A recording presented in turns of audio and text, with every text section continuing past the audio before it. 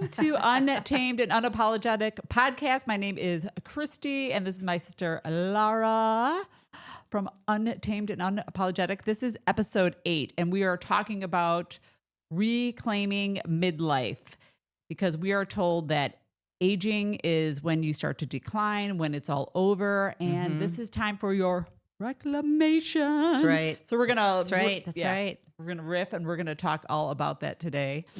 Yes. Reclaim midlife. Reclaim it. Yes. So I do It's nutrition not over. therapy. Yeah, I do nutrition therapy. Lara's a fitness expert. I do also breath work, amongst other things. But we created this podcast just to really talk about midlife and what happens, and talk to other women, their concerns about midlife, and it's almost like a reawakening, like making it exciting, because that's truly how I feel, even though I'm experiencing some of the realistic things that happen in midlife. That are different, right? But at the end of the day, it's like, especially today, I don't know what, I'm like excited for, I think what a friend had told me, she's like, I'm excited for all the things I want to do. Like I'm excited for life and all the things that I get to do.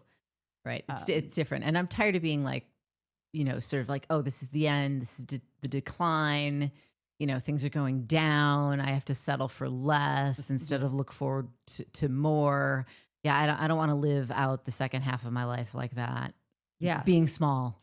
Small. Right. No. Unseen. Fuck that. Unseen. Because when you're... Fuck that. Yeah, exactly. Exactly. Over it. When you're younger, it's like, young youth and beauty and the power that holds, right? There's a lot of power in that. Yeah. And then you're too fucking young and stupid to know it half the time. Right. Yes. You don't realize it, or you're sometimes. Sometimes. Okay. Not everybody. Yeah. That can hold a lot of power. And then you get into your midlife and some of that fades, right? Yeah. And we're told, again, we talked about who's that model? I still can't remember her name, but that was like, oh no, I walk into a room and no one turns and looks at me. I'm like, like they did before. You're in your 50s. Like men aren't going to turn their heads. And her life was her body turning and her heads. Looks. Right. Turning heads. Right. And now it's gone. She felt like, they don't owe you any. Nobody owes you turning around and looking at you. You got to figure. But with that is like, there's so much more. One, who cares? like you start not to care, right? It's like, oh my God, I get to go through life and enjoy my life and create from all of my fucks have left the room. Gone. That's one of the, so we are going to riff on, we wrote down a bunch of things that really improve with midlife. And I guess we could kind of briefly go over some things that we might experience that are considered negative, right? Like your metabolism slows down. It's true. It does. Yeah. Although you can do a lot of, you can prevent, or you could, first of all, you can turn it around. You could totally turn it around. You can totally turn it around through weight training, diet. Weight training, ladies, lifting heavy weights. Yes. Get away from those 2.5 pounders. Oh my God. Please. The classes, yes. I don't know how. The leg lift. You're not going to get big. I did and have bulky. an argument. Some people might like this because I had an argument with somebody the other day with somebody was talking about the. Stop. I know you don't like it either. The bar classes. And people are like, that's awesome. I know a friend that made like these huge changes. And I'm like, it's possible. I'm not saying that. They're great, teach but bar I did. Class sometimes because But I was like, no, you have to go in the trouble weight at work for that. Sorry. But you got to squat. Get in the weight room and do some it's lunges. Good for once in a while. It's a fun thing to do. It's good to get off the couch if you like bar class. It burns. Yeah. It burns. Yeah. But the big changes come when you do the heavy weights. And also you need, I feel I do more of the yoga now because I feel like my body needs it. I'm helps paying with attention. Recovery. Yeah. And relieves the tension. Yes. Yes. Like, I'm stiffening up. I always feel whenever I go to, I'm like, oh my God, this is a fountain of youth. I really feel that way because it's like, you stiffen up or, I think, but the young people do too, right? It's I think yoga, and we're talking about more traditional yoga, not yoga sculpt. And again, if you like yoga sculpt, that's fine, but it's not really yoga. Let's not split hairs here. It's not yoga. Mm-hmm. It's not yoga. I mean, it's yoga-ish. It's got yoga. It's yoga. It has yoga. It's kind of like coffee flavored drinks. They're not coffee, right? Right. but I think it just helps you connect with your body. Yoga, but yeah, lifting. So lifting weights. We're not going to go on a tangent right now about fitness. So lifting weights helps you turn around your exercise. Let's just go with exercise. Helps you turn around your metabolism. A good diet helps you turn around your metabolism. Better sleep. Better sleep. Yeah. And less stress, which is a tough one. I know. Yeah. That's a tough one for me. Less stress. Breath. Yes. Breath work, which we'll get into deep in one of our podcasts, but we're not today. So it can be turned around. So yes, your metabolism does slow down. Do you, what are some of the other, your skin changes?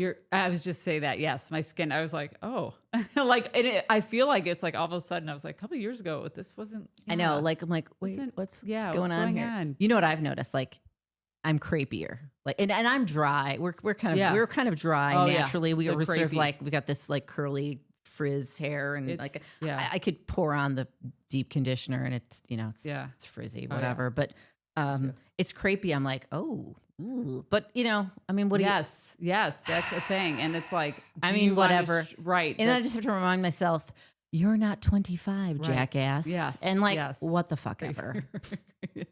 Yeah, there's people like fight. You can go on these lotions and creams. I'm like, oh my God, I'm not doing. I'm just going to use my lotion that I like. I use my oil. And, I'm going to use my oil. And not stress about it. Yeah, not stress about it. Fuck. But that's where the shift comes in. Right. Because it's like, we're worried about all these little things about our body. And you can be like, oh my gosh, like these things are happening, right? Or like and it could be small things, or you just don't look like the way you did. Or, I need more time. I think I talked about this before, more time between my workouts. I could still really do just about everything. Yeah. And when I was traveling and hiking, I was hiking with a woman in New Mexico, and she was 10 years older than me. She was in her 60s at the time. And she was kicking my butt. I know, I could not keep up with her. And because she was consistent, every weekend she hiked like a mad woman. Yeah. And I was like, oh my God, her. And I went with her boyfriend a couple times too. And they were like, way ahead. Like, hold on, guys, give me a break. I was like, I'm coming. But she was super consistent. So it's like the things like other young people, like, oh, I can't hike anymore. I'm too tired. I was like, no, this woman was kicking my butt. Right. With the 60. hiking. Yeah. Right, in her 60s. Yeah. So it's like, it can be done. Can be done. It just, consistency is everything. So we were going to switch to all the things that, a list of things that get better with aging. Yes. That get better. Things that get better. Because Yeah. So. Oh, so this could be, I guess, with your partner or somebody else, better sex when you're not faking anything anymore. Yes. Because I feel like in my 20s, it was all about like satisfying the man, dude. Or not that it's still, you want to still do that. It's still there. Yeah. It's just that you're not, it's funny because even though I just talked about all this stuff with my body, I'm not self-conscious about it anymore. I'm like, this is it. I don't care. Like, right. It's, it's super interesting, more aware. And just, you're not as self-conscious, I think, is a huge thing. Yeah. And I know exactly what I need in the bedroom. Yeah. Like, nope, that's not going to work. You need to do this. Like, yeah, I'll give you instructions. Yeah. Like, right. I've got no problem. Like, nope, that ain't it. That's not working. Yeah. Like, and I'm not, rude or obnoxious about it, but just, I will give directions like that. But was there ever a time when you was like just afraid to say it? Yeah. Yeah. Like you didn't even say it. Me, it was, I didn't know. Just wouldn't say it. Yeah. Wouldn't say it. Just kept quiet. Like, oh yeah, that's great. Or I think a lot of it for me was like, I didn't even know what you were. I didn't know. Like, they're like, say what you want. I'm like, oh, what do I want? I don't really know what I want, but now I'll like say it like, what I need. Like, can we flip over? Right. Yeah. Just more, you can't. And I feel like that could be like a whole conversation. Can you grab the lube? Yeah. It's right over there. Yeah, exactly. It's in the drawer. You don't care grab anymore. That, right. Whatever. Yeah. I'm going to get what's mine. Mm-hmm. We're not here just for you, buddy. Yeah. Yeah. Yeah. It's better sex, I think, because you don't have to fake it. And I also think, especially if you're with a partner that you've had for a long time or a length of time, you know, not a brand new partner, especially, you can have sex and maybe I think there's a thing, and we're going to get into sex a lot deeper when we get further into our podcast, but I think there's this thing about it has to always end with an orgasm on both sides. Yeah. And I think we have to reframe that a little bit too, because maybe there's just times when that's just not going to happen. Right. And that's okay. And it's, and I think sort of you have to, that now I'm at the point where I'm like, yeah, I'm good today. Like that's just not going to happen today. And it's like, it's good if it's going to happen for you. And don't worry about it if it's not going to happen for me. Like, and I can say that. Like, right, yeah. I'm fine. No, we're good. There's nothing wrong with you. There's nothing wrong with me. Right. We're fine still. We're fine still. Like, we're fine still. Everyone's fine. I'm fine. You're fine. We're all fine. Yeah, right. exactly. Like, and I can say that, and he's okay with it, and I'm okay with it. Not a means to an end. And not, you know, the relationship isn't falling apart. Oh my God. Yeah. So so better sex. Like yeah. That's one. It that's can one. Be. Yeah, definitely. Clear priorities is one. Ooh, yeah. And again, this is interesting. So clear priorities, it's like you start to know what you want. And still, it's like you're still figuring it out. I guess it's personal from person to person. But yeah, you kind of have a lifetime behind you of what you've done. Or for me, it's like, I don't want to be exhausted anymore. When I'm choosing like a job or side hours, like I don't work super late or into the night like I used to. Like I prioritize, one of my priorities is sleeping good or make sure I get enough rest. So we talked about this maybe before. I was like, I rarely double book. Yeah. Double book. So if I have an event during the day, I don't try to run to one to the other. And I did that for years because people ask you want to get to everything. And I'm like, hold on. Can I do that? I did it. Not that I never not do it, but I did it the other day. I'm like, oh my God, I just double booked myself. And I'm like, I haven't done that in a long time. But it was like, now I have to, and it's fine if you want to do all the things. Right. But a lot of times I'm exhausted and I don't give all of myself at one thing because I know like my mind's at, now I have to go to the next thing. Right. Now I'm stuck. I'm so not that's like one example of. Yeah. You have clearer priorities. What would you say one priority you have like now that you didn't have before? Well, my daughter. Yeah. Obviously my kid, but you know, but I will definitely prioritize my work. You know, when I was younger, I was always hardworking. I always have been, but you know, I would still like to be social. So sometimes I would go out and then go to work, not always at my best. And now I'm like, no, I got to get up and work. So I can't, you know, especially you're in the I'm not going industry, out. So, I've got to, you know, I'm prioritizing this. It's almost you're prioritizing that again, the rest, even though it's like you're looking at, because when you rest, you show up. Right. I show up better. Yeah. Rest does that. For sure. So, I mean, no one probably knew it but me, but yeah. Yeah. One or two more. So we'll split it up, but the next one is deeper friendships. Let's see, how would deeper friendships? I would say, and so this is a big, I guess, issue for men and women, but and I don't feel I have this issue, but it's like meeting, because people are like, oh, how do I meeting new people? And I can tell you there's people out there that like just get involved, really, like things to do if you want to meet new people. Because I know you've met new people at work, right? And, but women friendships, and they're definitely there. I mean, there's people on the internet, there's people all over that you can connect with, right? So sometimes even setting that intention that I want to connect with women or other women on a deeper level. More intent. I feel like just the same thing. It's when you're more intentional because you don't have time to be everywhere, or I prioritize my even alone time. So I'm like, well, if I go out that night, because people are like, oh, do you want to go to this thing or that thing? I'm like, well, that's my night at home. Because I know That's my as night an for introvert, me. Right. like I need that downtime. I'm like, oh, and I just say that. I'll say that. I go, and instead of being like feeling awkward Or making an before- excuse. instead of making an excuse, which I used to make an excuse, You'll oh, I just say can't it. go. I'd be like, oh no, that's the night I spend at home. Like just doing nothing or whatever. It doesn't matter. I don't have to explain myself, but I'm Yeah. like, I know I need that because again, that's like an introverted thing where a lot of people I think have it too, especially as you age. Even my extroverted friends, now they'll say, oh, I need more time at home. Like just collecting my energy. Right. So because I am I am also social. So when I am social, I can be fully there. Right. Yeah. But I think, yes, deeper connections with people a little bit easier Mm-hmm. as you get older in general. I mean, that's always been kind of a rough one for me. I'm a little bit of a lone, Yeah. very social lone wolf. Oh, that's an interesting way to say it. Yes. Wouldn't you say very that about me? Yes. Yes. That's Mm-hmm. social lone wolf. Yeah. Yeah. So that's always been a rough one for me. But, Yeah. you do all right. Yeah.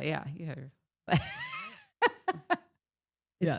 It's still, we're all It's still a work in progress always, but that's okay. Ew. That's okay. Yeah. Ooh, let's do one more. One more. Yeah. Oh, more freedom. Want to talk about that? More freedom. So yeah. Can be for a lot of people. Can be. And yes, it can be because I recently had a realization I want to travel more. So I'm creating that in my life, especially like I'm working more now, but it's for that reason. So creating more. That's freedom. what I'm trying to create as well. But I do, and I have a almost 14-year-old daughter. So obviously I still have, some 4 more years of high school, which I'm completely, there are people my age who have a lot of people have kids that are out of school or college age already. So, but I don't mind it. I'm fine with that. Like, I don't have that, like, sort of, I should have done this earlier, regret at all.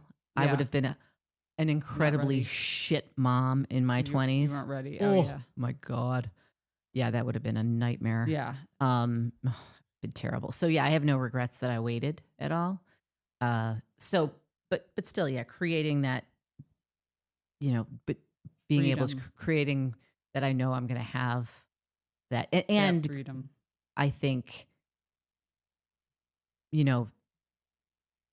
teaching the kid, she's a very bright, but also teaching her the sort of like independence that I think my guess is she'll go do the college route. I mean, you don't ever know 100%. Yeah. But I think she'll definitely go away, and there'll be a lot of freedom there too once she leaves. Like freedom. People are like, oh, just because she goes away to college doesn't mean you'll have more freedom. I'm like, oh yeah, definitely. This kid's gonna, absolutely.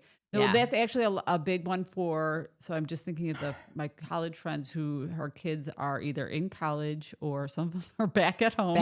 Which I mean, or in the next phase, and they have a lot of this freedom now because my one friend's like, well, I don't have she's a teacher. After school, I don't have to take anybody anywhere. So she's extremely in good shape because she goes, I work out every single day after work because I don't have to be at any games or take any kids anywhere.